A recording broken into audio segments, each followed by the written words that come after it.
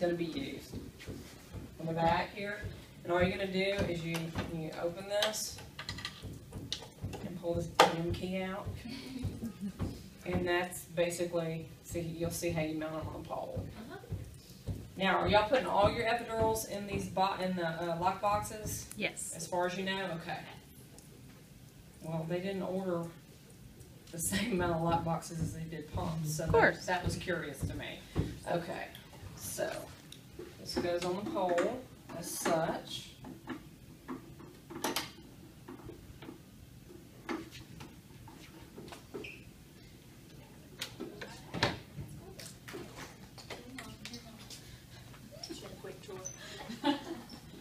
Locking it, it's locked on the pole, okay? First safety feature.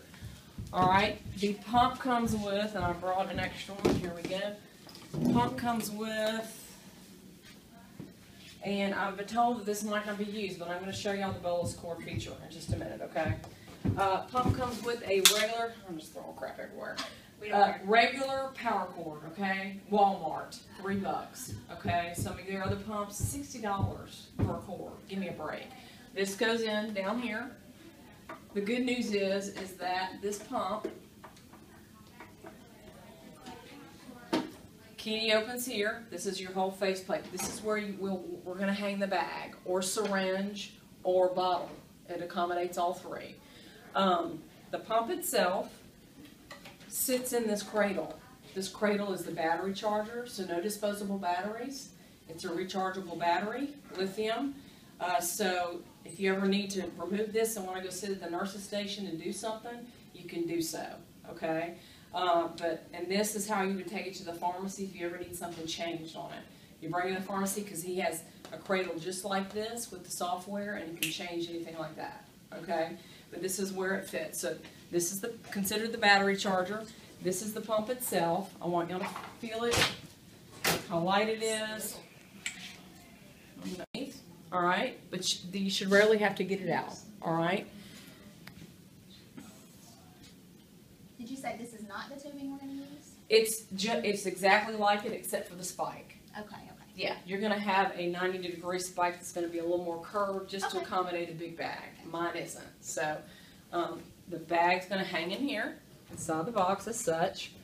Let's first go over some features on the pump first. An on and off button, keypad lock button, info button, stop no button, or also go back. Like if you punch something's wrong and you want to go back, just push that, it brings you back, erases it, okay? Almost like on your computer. Start and okay, and then prime bolus.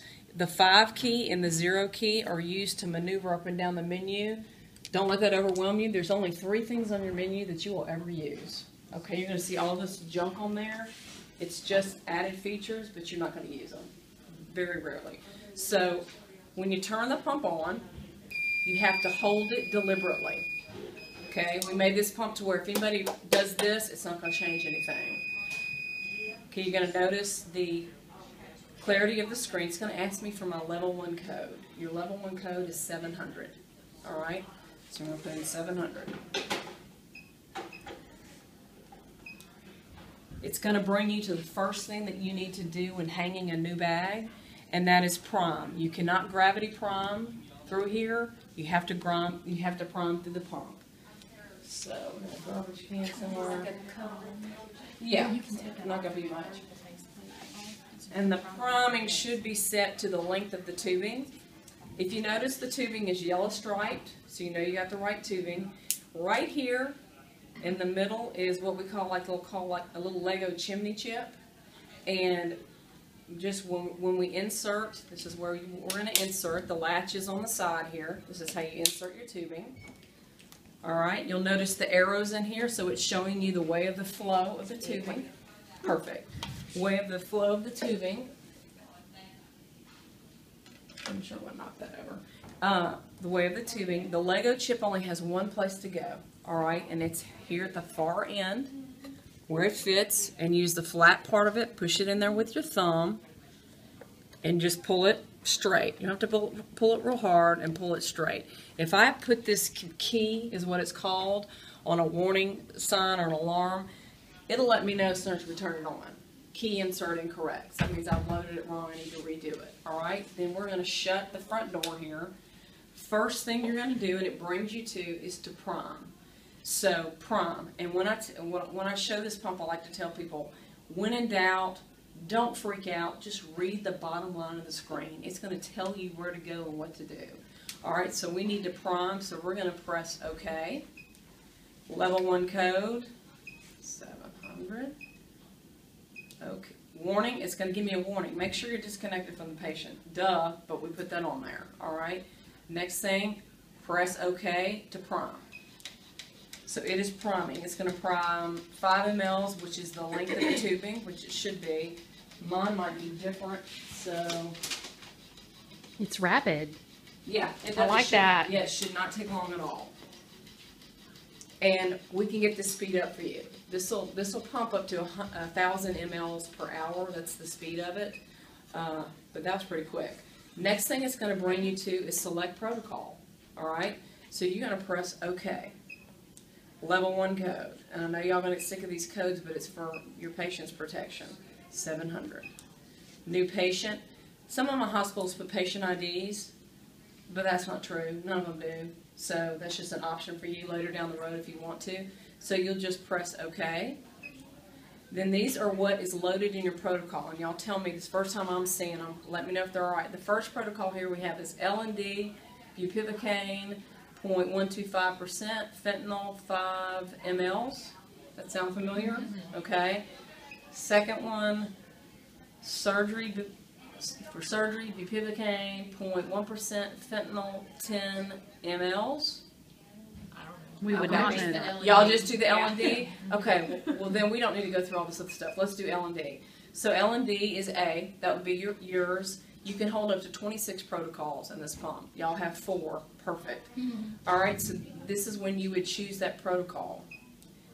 Basically, it's going to go over the size of the bag, which y'all told me you do 100 ml bags, so that's already been preset in here for you. All right, not for my, is this a 100 That's ml? 250. Okay, anyway, so it's already been set.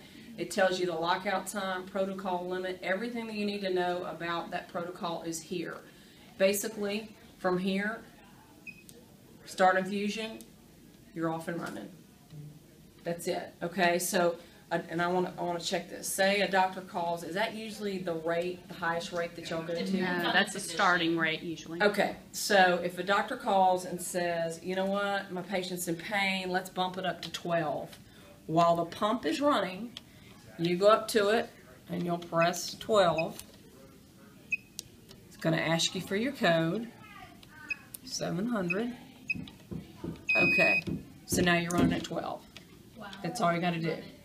That's it. And we don't have to unlock that box over and over when we're 'cause programming. the face is going to be closed. Gotcha. All right. You're only going to have to open the box when you're changing your tubing or changing your bag, or if there's an alarm. All right. Basically, on and off button. Another feature on this. Say that you're in a room, the box is open, you get called to go somewhere, you're like, I'll be right back, but I'm really concerned. I don't want my patients or their families filled with this pump.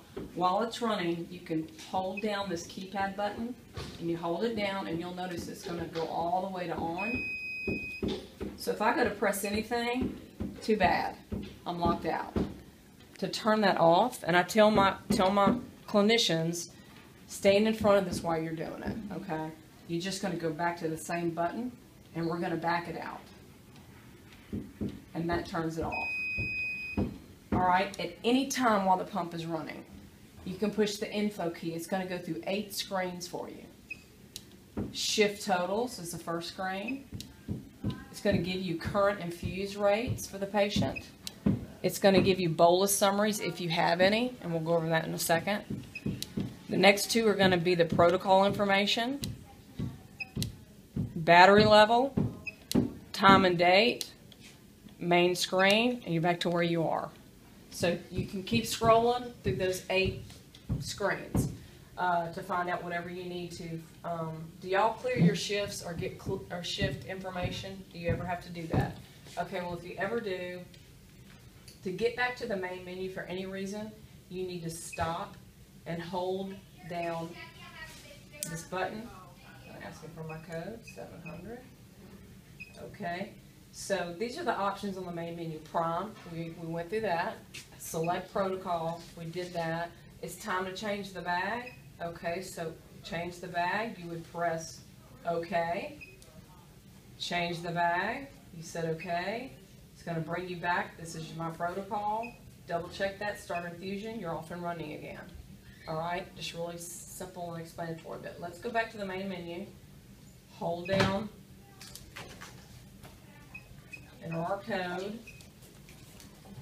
These are the options we have. Select protocol, change bag. You can view the settings, but that is on that first screen when we pulled it up, so you really don't need to go here. If you ever need to view your shift totals, this is where you would go, and you press OK. Now, there's not a whole lot of information because we just started this protocol, but to clear these out for your shift, and you have to be the bionic man to see this, but that is the number 6. Okay, hold the 6 key down. You would hold the 6 key down, and that's going to clear your shift totals. Okay, so we're going to stop. We're going to go back up to select protocol, level 1 code, and we're going to get our patient back up and running.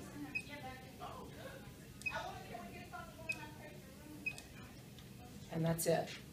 The warnings on this pump, it has an upline and downline occlusion sensor for you. I'm going to create one real quick. Do it up high.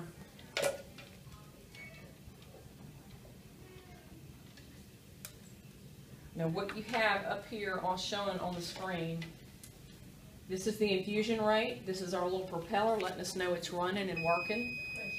It's already let me know it's got a down occlusion. That's what it's going to sound like when you have an alarm, like a microwave. It's going to tell you on the screen what's wrong. So you go and find the problem, fix it. It could be key inserts, not right.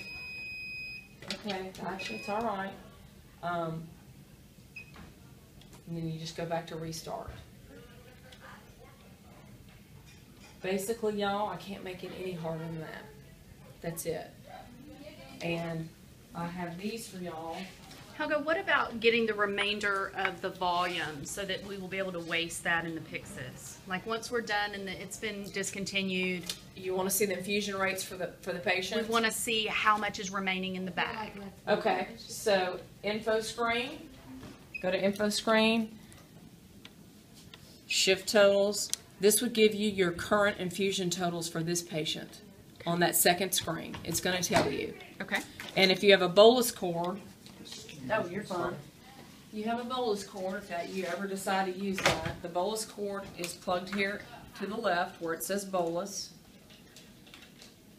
which I don't even know if it's going to give me this option, but we'll see, because they might not have offered it. Nope, it's not. So y'all aren't using the bolus cord, but that is an option for y'all later on if you ever need to. These are little troubleshoot guides. I'm going to leave the nurses. Can't you just? Correct, and then you'll press OK. What's your code? You're good to go. Okay, I want you to show me how to get to the main menu. Hold down. Hold it down. Code. There's your main menu. Yep, so you got prime, select protocol, change bag.